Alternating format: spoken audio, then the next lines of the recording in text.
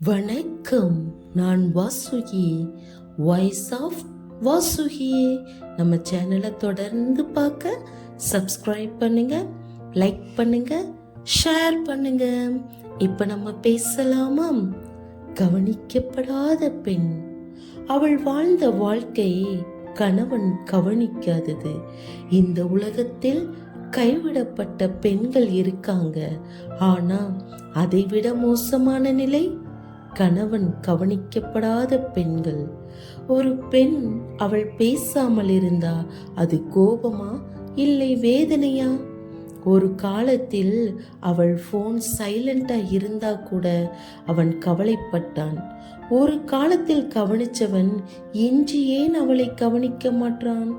இன்று அவள் மனசு சைலண்டாகி இருந்தாலும் அவனுக்கு தெரியவில்லை.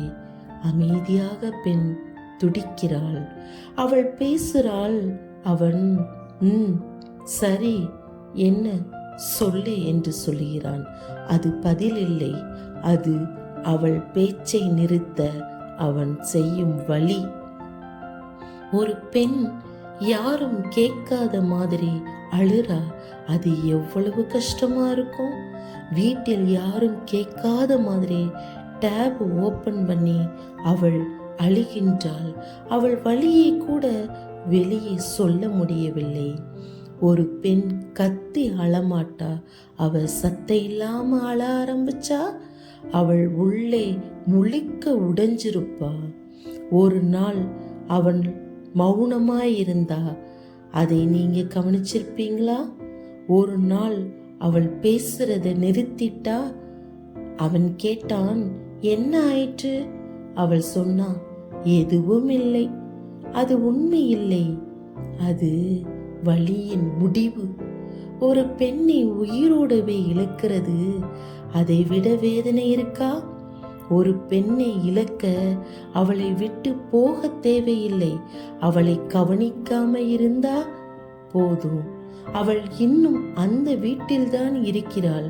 ஆனால் அவள் மனசு அந்த வீட்டை விட்டு போயிடுச்சு.